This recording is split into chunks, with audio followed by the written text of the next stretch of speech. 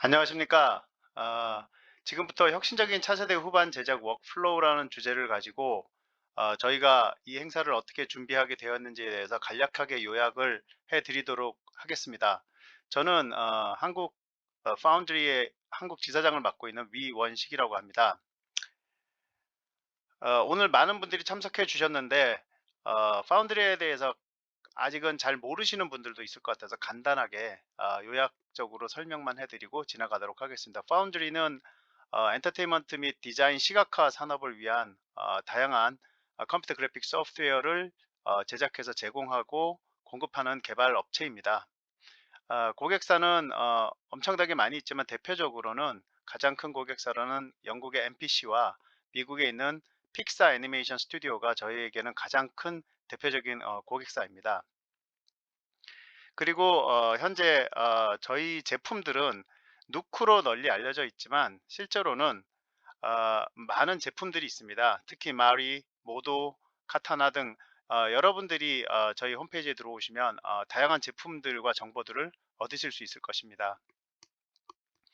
또한 파운드리가 지금 누크를 통해서 워낙에 VFX 쪽에 강력한 회사로 알려져 있다 보니 다른 제품들은 없는 줄 아시지만 실제로는 다른 인더스트리 특히 산업 쪽에 AR, VR이라든가 메타버스라든가 또는 그 디자인 비주얼라이제이션 쪽에도 많은 영역에서 저희 제품들이 활용되고 있고 다양한 인더스트리를 잘 이해하고 있습니다.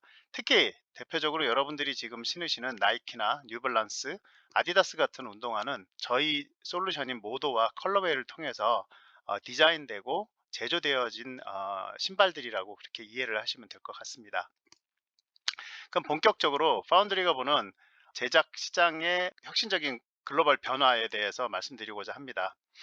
이 자료는 기본적으로 저희가 작년 말에 What Now and What is Next라는 주제로 저희가 기사화시켜서 공식적으로 발표를 했던 내용인데 이 내용에 맞게끔 여러분들에게 오늘 내용 전달과 동시에 실제로 여러분들이 준비된 발표들을 통해서 검증을 하는 시간들을 보여드리고자 합니다. 저희가 알고 있는 기본적인 후반 제작 워크플로우라는 것은 프리 프로덕션, 프로덕션, 포스트 프로덕션이라는 단계로 전통적으로 알고 있었습니다. 그러나 작년에 여러분도 알다시피 이 코로나 바이러스라는 예상치 못한 상황으로 인해서 실제로 제작 환경 자체가 굉장히 혼란을 겪었습니다. 제작도 적어지고 또한 제작에 관련된 부분이 재택이나 원격으로 바뀌면서 상당한 혼란들을 많이 겪었습니다. 그동안은 한 스튜디오 내에서 전형적인 스탠다드 파이프라인과 워크플로우를 통해서 제작을 하다가 갑자기 코로나라는 예상치 못한 결과로 인해서 많은 어려움들을 겪으면서 도대체 코로나 이후와 이전으로 나뉘어서 만약에 이런 상황들이 또다시 오거나 또는 재택근무가 일반화되는 상황들이 왔을 때는 어떻게 해야 되냐 하는 고민들을 상당히 많이 가질 수밖에 없었습니다. 그래서 저희가 작년을 통해서 글로벌하게 혁신적으로 많은 후반 제작 회사들이 워크플로우를 바꿔나가고 또 올해도 역시 이 속도는 상당히 가속화될 주제들을 뽑아 보았습니다. 가장 먼저 여러분들께 소개드리고 싶은 것은 USD입니다. Universal Scene Description이라고 해서 여러분들이 아시는 분은 알겠지만 3D라는 것은 여러 가지 제품들이 있죠. 여러분들이 아시는 많은 3D 솔루션들이 있습니다. 그런데 이 솔루션들의 파일 포맷들이 호환이 안 되고 그리고 이 솔루션들마다 가지고 있는 특성 때문에 상당한 렌더링 시간과 상당한 시간을 제작하면서 허비하는 경우들이 많았습니다. 그런데 픽사에서 다행스럽게도 2017년에 본인들의 내부에서 사용하던 파일 포맷을 오픈하면서 이 포맷 자체가 3D CG, 게임, VFX랑 디자인 산업에서 거의 표준으로 채택하는 경우가 글로벌하게 굉장히 많습니다. 아직 우리나라의 조그만 중소기업체들은 잘 모를 수 있겠지만 이 표준 포맷은 오픈 포맷입니다. 그래서 이 오픈 포맷을 아래 보는 바와 같이 엔비디어라든가 에픽, 유니티 이런 회사들이 표준으로 채택을 하면서 진행되고 있고 파운드리 역시 저희 모든 전 제품이 USD 포맷을 기반으로 모두 전환이 되고 있습니다. 100%는 아니지만 카타나 같은 경우는 네이티브 USD 포맷을 읽고 쓰기를 합니다. 즉 임포트 익스포트가 변환을 하는 것이 아니라 네이티브로 쓴다는 것은 그만치 기반 자체가 USD로 다 바뀌고 있다는 것이라서 이런 표준화에 대해서 여러분들이 꼭 쫓아가야 된다고 저는 주장하고 있고요. 다행스럽게도 올해 덱스터 스튜디오가 영진위에서 그 USD 플랫폼과 플러그인을 오픈 소스로 국내 여러분과 같은 CG 회사들과 학교들을 위해서 내년부터 배포할 예정으로 지원을 받았습니다. 지원금을 받고 지금 개발을 하고 있습니다. 특히 대표적으로 덱스터는 이미 USD 기반으로 모든 파이프라인이 전환된 가장 빠른 포스트 프로덕션 업체로 국내에서 유명하기도 합니다. 이 부분들은 여러분들이 내년부터 마음껏 활용하실 수 있도록 적극적으로 이 부분을 고려해 주시길 바랍니다.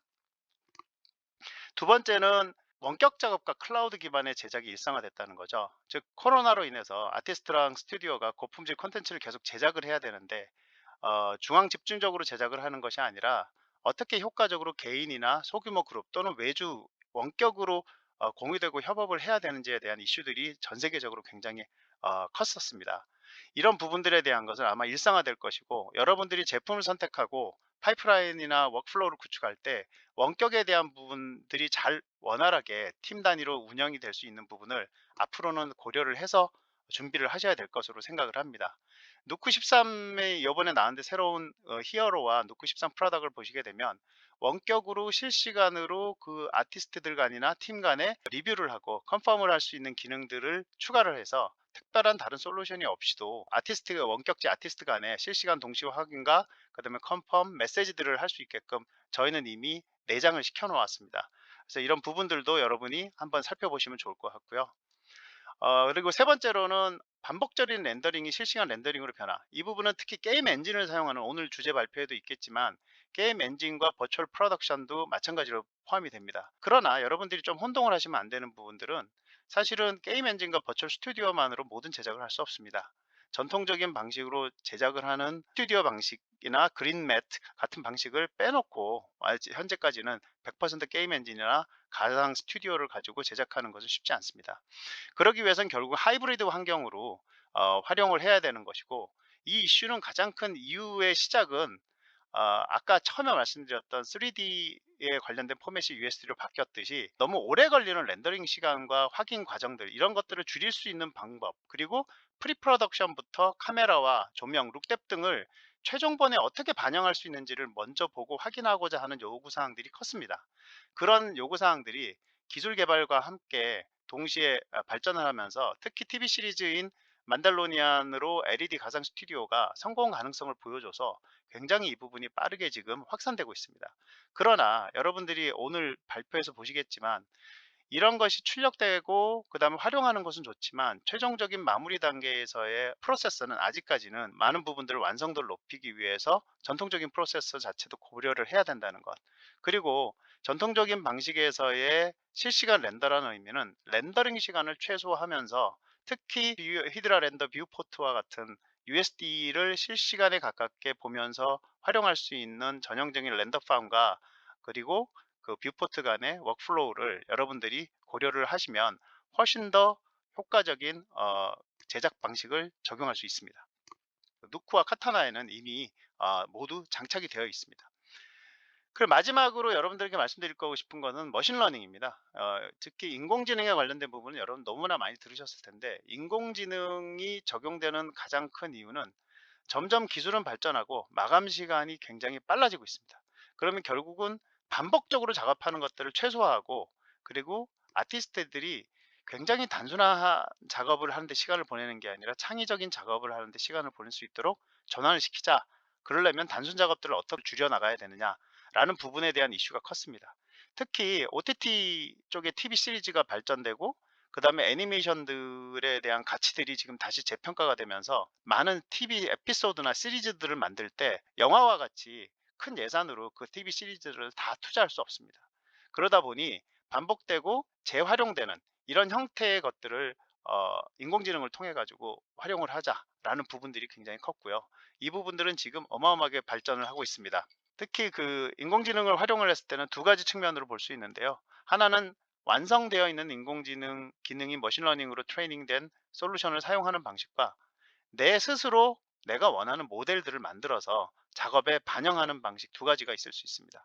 이 두 가지 모두 누크 13부터는 적용이 되었고요. 특히 아티스트들이 되게 궁금해하는 내가 스스로 어떻게 만들 수 있을까라는 부분을 오늘 발표를 통해서 여러분들이 카피캣이라는 기능을 통해서 굉장히 쉽게 이해할 수 있도록 준비를 해 보았습니다. 그리고 추가적으로 넷플릭스 프로덕션 테크놀로지 얼라이언스라는 프로그램에 기반을 한 그 웨스트월드의 오늘 발표가 있을 텐데요. 이 넷플릭스 프로덕트 테크놀로지 얼라이언스라는 PTA 프로그램은 지금 설명드리는 것처럼 넷플릭스가 생태계 내에서 그 넷플릭스 제작 사양과 업계 표준을 준수할 수 있게끔 인증이 된 제품들을 쓰도록 표준화시킨 것입니다.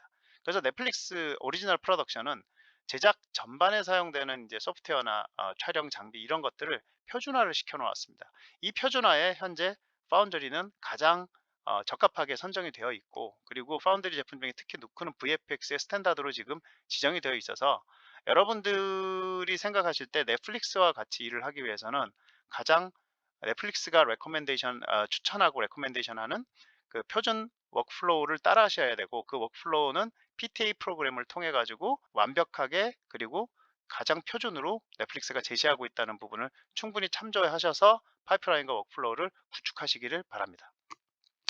마지막으로 정리를 간단하게 해드리면서 끝내겠습니다. 앞에서 말씀드렸듯이 차세대 제작 환경에서의 워크플로우라는 것은 기본적으로 오픈 포맷인 USD를 통해서 표준화할 수 있는 과정과, 그 다음에 원격 작업을 항상 고려하면서 워크플로우를 고려하셔야 된다는 부분, 그리고 실시간 렌더링을 적극 활용하는데 이 부분들은 하이브리드 실시간 렌더링을 말씀드립니다. 그리고 머신러닝 기반의 반복되는 작업들에 대해서 인공지능을 적극적으로 활용하셔야 되는 부분. 마지막으로 넷플릭스와 같이 협조하기 위해서는 PTA 프로그램 스탠다드를 쫓아가라는 뜻입니다. 근데 이것들이 왜 이런 식으로 가고 있느냐? 보기에는 되게 복잡해 보이지만 실제로는 USD 같은 경우에는 굉장히 공유 어셋 내지는 지금 엔비디아의 그 옴니버스 같은 경우에는 3D 에셋을 같이 공유해서 전 세계 사람들이 같이 사용하자는 정책을 진행하고 있습니다. 이런 식의 어셋들을 오픈을 해서 어떤 3D 소프트웨어든 어떤 합성 작업이든 다 같이 함께 쓰자라는 이런 형태, 특히 그 리눅스와 같은 형태로 갈 수 있는 형태로 가고 있다고 보고요. 예전에 있었던 오픈 EXR이 표준화된 거와 비슷하다고 생각하시면 될 것 같습니다. 그리고 제작 시간의 최소화, 즉 원격 작업이나 이런 여러 가지 렌더링, 실시간 렌더 이런 것들은 제작 시간을 엄청나게 줄일 수 있고요. 그리고 투입 비용에 대한 절감, 그리고 당연히 한 군데서만 쓸 수 있는 게 아니라 다양한 산업 분야, 특히 메타버스와 또는 다른 인더스트리, 제가 아까 말씀드렸던 신발 디자인이라든가 디자인 비주얼라이제이션, 자동차 이런 분야까지도 사용을 할 수 있는 형태로 확장하자라는 부분이에요. 특히 게임 부분은 특히나 강력하게 사용할 수 있겠죠. 그리고 최종적으로는 여러분 아티스트들 많으시고 제작자들 많으실 텐데, 특히 학생들도 많으실 텐데, 최종적으로 이런 것을 잘 활용했을 때 나올 수 있는 것은 경쟁력 있는 결과물입니다. 그래서 오늘 이걸로 마무리를 하면서 그 쫓아오는 나머지 발표들에 대해서 여러분들이 잘 들어주시면 실제 실사례로 어떤 식으로 적용하고 어떤 식으로 워크플로우를 활용할 수 있는지에 대해서 실사례를 통해서 여러분들이 많은 정보들을 얻어가시길 바랍니다. 이상으로 발표를 마치겠습니다. 감사합니다.